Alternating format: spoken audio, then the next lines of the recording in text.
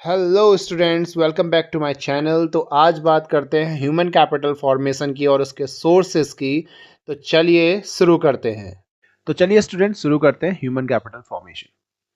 तो बेसिकली सबसे पहले हम लोग बात करते हैं human capital formation the word की। यहाँ पे एक वर्ड है द फॉर्मेशन। फॉर्मेशन का मतलब क्या होता है स्टूडेंट्स? फॉर्मेशन का मतलब होता है डेवलपमेंट, डेवलप करना। तो ह्यूमन कैपिटल को डेवलप करना। अब ह्यूमन कैपिटल का डेवलपमेंट कैसे होगा? उनके स्किल्स में इंप्रूवमेंट की वजह से, उनकी नॉलेज में इंप्रूवमेंट की वजह से, उनकी एबिलिटी में इंप्रूवमेंट हो जाए तो उनका क्या हो जाएगा? डेवलपमेंट हो जाएगा। क्या हो जाएगा? डेवलपमेंट हो जाएगा। तो बेसिकली उसी को ह्यूमन कैपिटल फॉर्मेशन कहते हैं। तो अगर हम लोग बोले जैसे फिजिकल कैपिटल होती है, क्या होती है? Physical capital. फिजिकल कैपिटल क्या होती है? फिजिकल कैपिटल क्या होती है? जैसे कि बिल्डिंग, मशीन, फैक्ट्री, एक्सेट्रा। तो बेसिकली इस तरह की जो फिजिकल कैपिटल्स होती है, इसका यूज कौन करेगा? इसका यूज करेगा ह्यूमन। तो ह्यूमंस इसका बेटर इस्तेमाल कब कर पाएंगे? जब उनका क्या होगा? डेवलपमेंट होगा। तो बेसिकली जब हम बात कर रहे हैं ह्यूमन कैपिटल फॉर्मेशन की, तो ह्यूमन कैपिटल फॉर्मेशन का मतलब है डेवलपमेंट ऑफ ह्यूमंस, या ह्यूमंस के अंदर कुछ इंप्रूवमेंट करना। तो बेसिकली आप यहां पे देखिए, human capital formation refers to the process of improving. Improving मतलब क्या? डेवलप कर रहे हैं। Improving the skills, knowledge, ability and overall productivity of individual in the society. अब देखिए बेटा, जैसे अगर हम लोग इसको स्टार्ट करें तो ये एजुकेशन सेक्टर से स्टार्ट होगी। जैसे कि अभी आप 12th क्लास में पढ़ रहे हैं, तो 12th क्लास में आप पढ़ाई कर रहे हैं, लर्न कर रहे हैं, एजुकेट हो रहे हैं। तो बेसिकली क्या हो रहा है?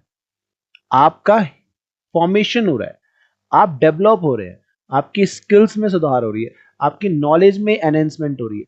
तो बेसिकली क्या हो रहा है? आप ह्यूमन कैपिटल फॉर्मेशन हो रहा है। आई बात समझ में? तो अब ऐसा तो नहीं है कि ये कोई जल्दी हो जाने वाला काम है। ये लॉन्ग टर्म ग्रोथ की बात कर रहे हैं। यहाँ पे क्या हो रहा है? Long term growth. देखो 12 साल लगे हैं आपको 12 पास करने में।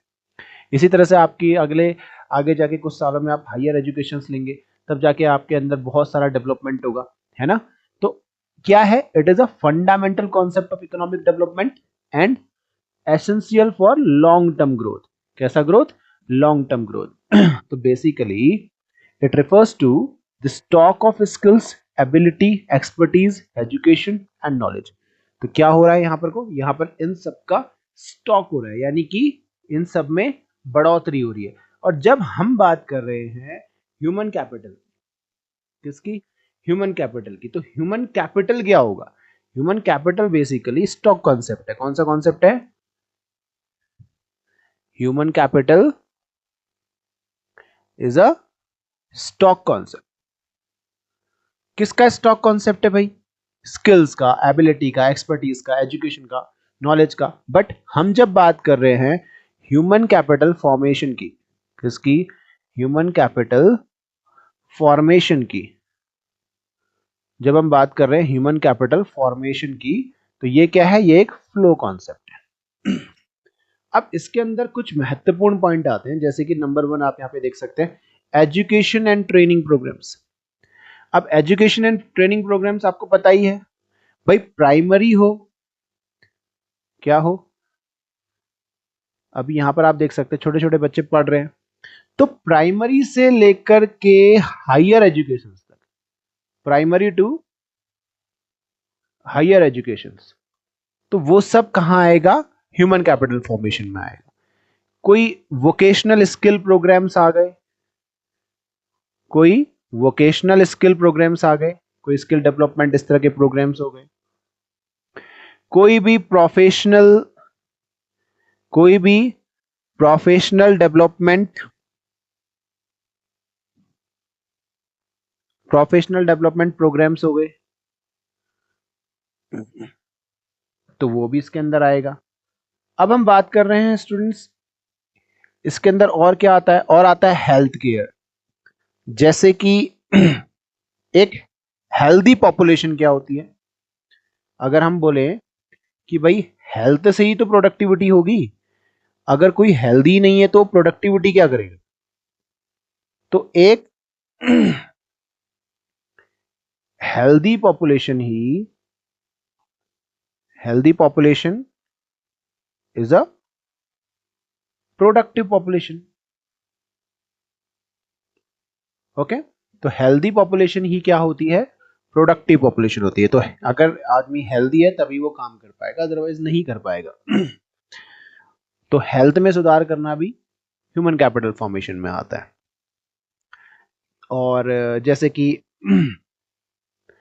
अगर एक्सेस टू हेल्थ केयर कब होगा? जब इसमें खर्चा होगा न्यूट्रिशन पे। न्यूट्रिशन, तो इससे क्या होगा? अगर आपके पास हेल्थ केयर न्यूट्रिशन का एक्सेस है तो क्या होगा? क्या होगा? वर्कर्स में एनहेंसमेंट होगा, वर्कर्स की एबिलिटी में एनहेंसमेंट होगा। एनहेंसेस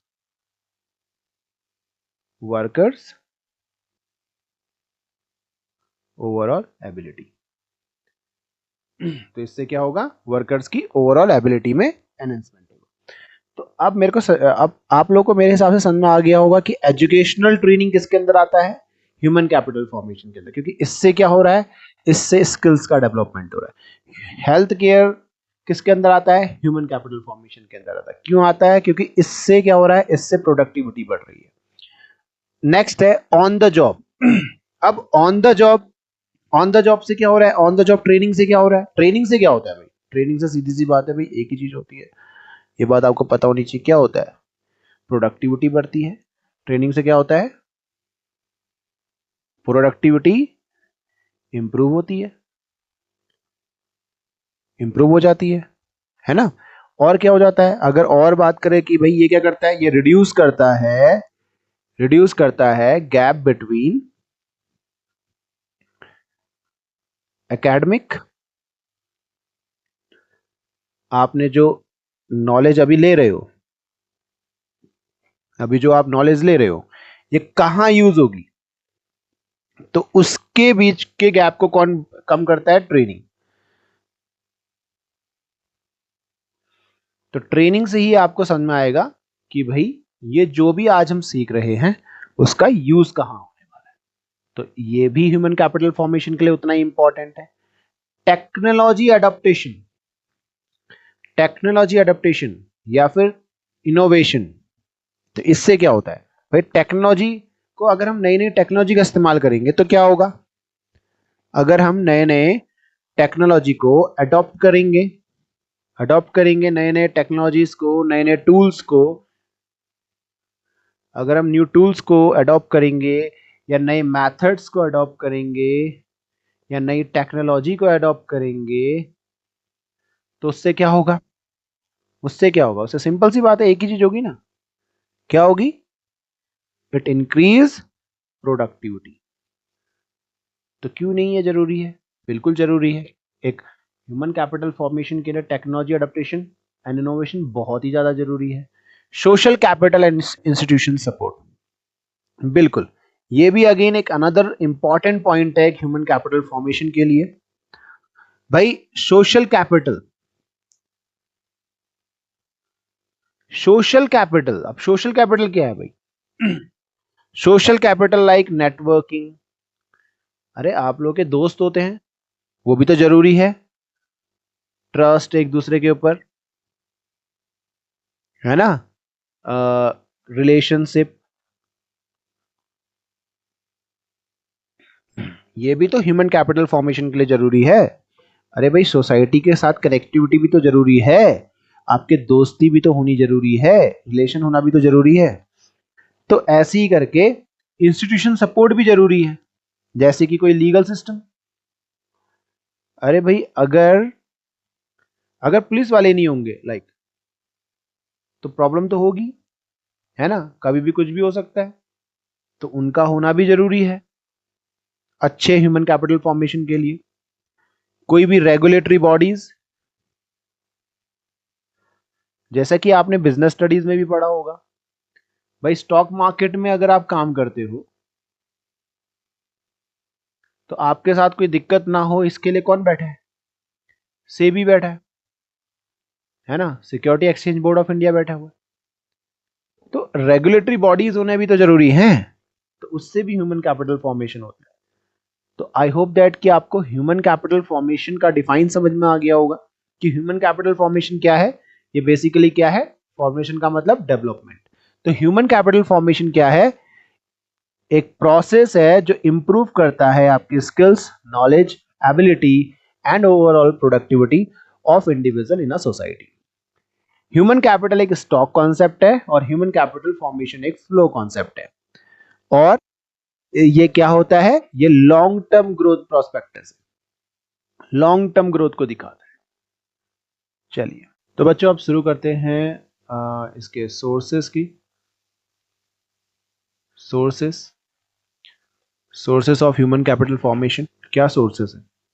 तो पहला सोर्स है भाई ह्यूमन कैपिटल फॉर्मेशन के सोर्सेस का मतलब है कहां पर खर्चा होता है। बेसिकली क्या है, क्योंकि फॉर्मेशन यानी कि डेवलप करने में खर्चा होता है बेसिकली। तो ह्यूमन कैपिटल में कहां खर्चा होता है, कहां एक्सपेंडिचर्स होते हैं, तो वही इसके सोर्सेस है। तो बेसिकली अभी तक हमने जो भी पढ़ा उसी में उसके खर्चे होते हैं। एजुकेशन प्रोग्राम्स में, हेल्थ में, ट्रेनिंग प्रोग्राम्स में, माइग्रेशन में, या इंफॉर्मेशन कलेक्ट करने में। तो बेसिकली बहुत इजी है, अगर आप इसको ऐसे याद कर सकते हैं जैसे कि अभी आप एजुकेशन ले रहे हैं, अभी आप अपनी क्या ले रहे हैं, एजुकेशन ले रहे हैं, और साथ ही साथ अपनी हेल्थ का भी ध्यान रख रहे हैं, दोनों के ऊपर पैसा खर्च हो रहा है। उसके बाद आप ये सब करने के बाद आप ट्रेनिंग करोगे, किसी भी चीज़ की ट्रेनिंग करोगे, तो ट्रेनिंग करने के बाद आप माइग्रेट करोगे डेफिनेटली एक जगह से दूसरी जगह में। अगर आप गांव में रहते हैं तो आप शहरों में जाओगे, और फिर उसके बाद भी आप इंफॉर्मेशन कलेक्ट करोगे। अगर आपको हायर एजुकेशन वगैरह चाहिए तो उसके लिए भी आपको इंफॉर्मेशन वगैरह लेनी होगी। तो इस तरह से भी आप इसको याद कर सकते हैं। तो बेसिकली एजुकेशन पे किस प्रकार का खर्चा और क्यों, कैसे और किस लिए हो रहा है। तो education grant higher earning capacity. Basically एक कम एजुकेटेड पर्सन या एक जो पर्सन एजुकेटेड नहीं है, दोनों में फर्क होता है। एक लेबर, एक स्किल्ड लेबर और एक अनस्किल्ड लेबर। एक स्किल्ड लेबर, या फिर हम ऐसा कहें एक अनएडुकेटेड लेबर या एक अनस्किल्ड लेबर। दोनों में से बेटर वर्क कौन करेगा? अगर आपसे पूछें तो आप भी यही बोलोगे सर, स्किल्ड वर्कर या स्किल्ड लेबर एक बेटर वर्क काम करेगा एक अनएडुकेटेड की जगह पे। तो आप भी यही बोलोगे। सिंपल सी बात है, एक लेबर जो एडुकेटेड है और एक लेबर जो अनएडुकेटेड है, तो दोनों में से बेटर काम एडुकेटेड पर्सन करेगा अच्छी तरीके से। उसके पास नई तरीके की स्किल्स होंगे डेफिनेटली। अब बात करते हैं next point, it gives better social standing and pride. तो भाई एक एडुकेटेड पर्सन जो होता है उसका एक सोशल स्टैंडर्ड होता है, वो तो सही सीधी सी बात है। एक अनएडुकेटेड पर्सन का सोशल स्टैंडर्ड कहाँ होता है, उतना अच्छा नहीं होता, होता तो है बट उतना अच्छा नहीं होता in comparison of educated person. तो ये भी, इसमें भी खर्चा होता है। It enables one to make better choice in life. एक एडुकेटेड पर्सन अपनी लाइफ में अच्छी चॉइसेस ले पाता है। It provides knowledge to understand the changes take place in the society. जो भी सोसाइटी के अंदर जो चेंजेस आएंगे उसकी नॉलेज लेने में, उसकी नॉलेज को अंडरस्टैंड यानी कि समझने में आपको मदद करता है क्या, education. It encourage the innovation. अगला, it facilitate adaptation new technology. नई टेक्नोलॉजी को अडॉप्ट करने के लिए भी मदद करता है। तो इन सब चीजों के लिए एजुकेशन पे पैसा खर्च किया जाता है। ये पॉइंट्स जो हैं बहुत ही इजी पॉइंट्स मैंने यहाँ पे लिखे हुए हैं। आई होप दैट कि आपको सारे पॉइंट्स बहुत ही इजीली समझ में आ रहे होंगे। और अगर फिर भी आपको कोई पॉइंट अगर समझ में ना आए तो आप कमेंट में बता सकते हैं। दूसरा, हेल्थ के ऊपर एजुकेशन, हेल्थ के ऊपर खर्चा। देखिए स्टूडेंट्स, यहां पर जो लिखे हैं मैंने, ये लिखे हैं एक्चुअली फॉर्म्स ऑफ, क्या लिखे हैं, फॉर्म्स ऑफ हेल्थ एक्सपेंडिचर, यानी कि किस प्रकार के हेल्थ एक्सपेंडिचर्स होते हैं। एक प्रिवेंटिव मेडिसिन बोलते हैं। प्रिवेंटिव मेडिसिन मतलब क्या है, वैक्सीनेशन प्रोग्राम्स।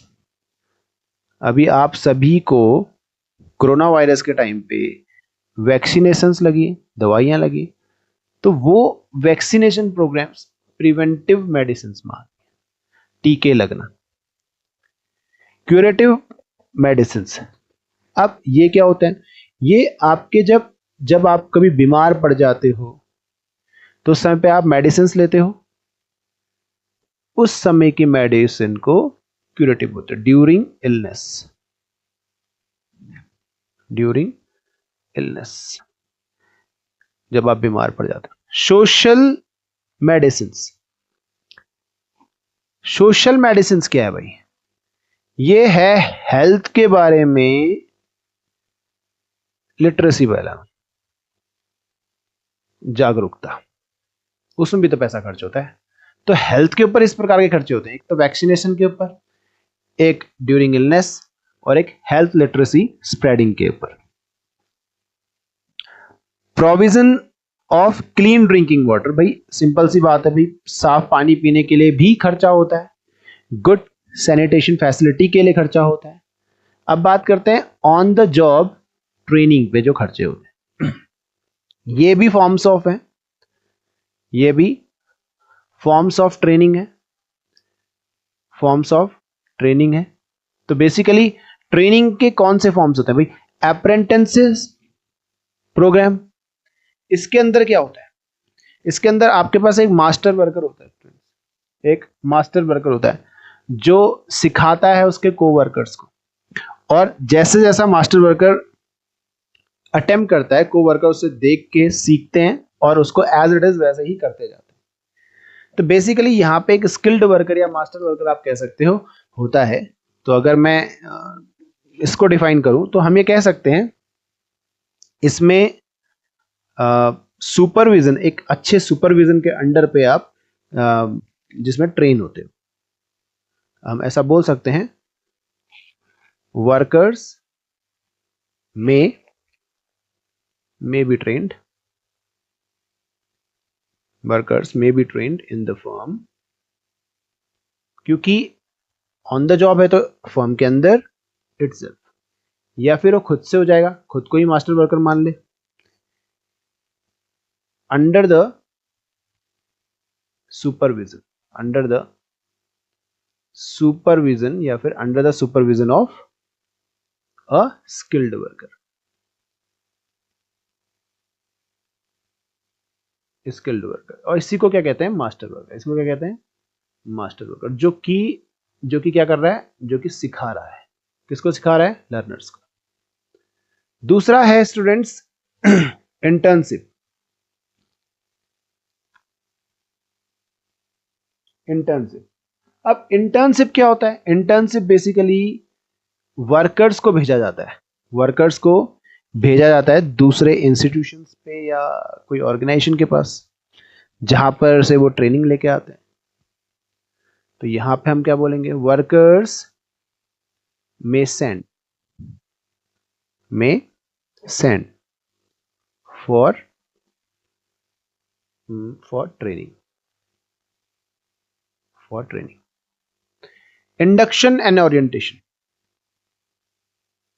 दो वर्ड्स है, इंडक्शन एंड ओरिएंटेशन। भाई इसका मतलब है मिलना, काम से, जो काम है उससे पहचान करवाना, और जो पहले से ही प्रीवियसली जो काम कर रहे हैं ऑलरेडी, जो प्रीवियसली वर्कड हैं जो वर्कर, उनसे पहचान करवाना भी इस ट्रेनिंग के अंदर आता है। तो इसमें भी पैसा ही लगता है स्टूडेंट्स। दूसरा है एक्सपेंडिचर ऑन माइग्रेशन, माइग्रेशन पे होने वाला खर्चा। भाई जब आप एक जगह से दूसरी जगह जाते हैं उसको कहते हैं माइग्रेट करना। अब गांव में बेसिकली अनएम्प्लॉयड वर्कर्स हैं, अनएम्प्लॉयड, जो अनएम्प्लॉयड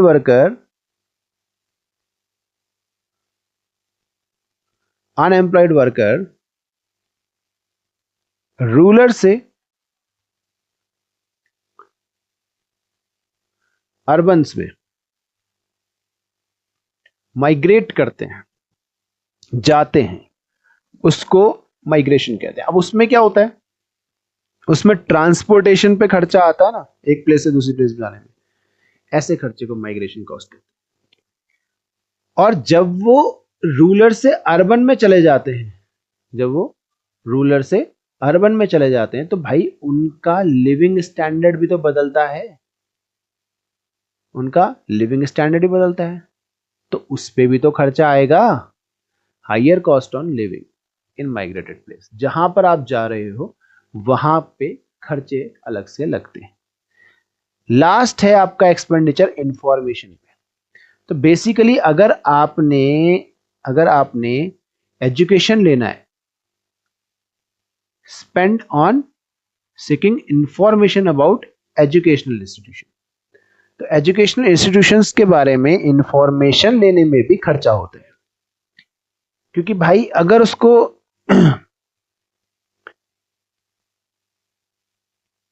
उसको हायर एजुकेशन चाहिए तो उन हायर एजुकेशन के लिए उसको हायर एजुकेशनल इंस्टीट्यूशंस के पास जाना पड़ेगा, और उसके लिए उसको अपना एजुकेशन स्टैंडर्ड बढ़ाना पड़ेगा।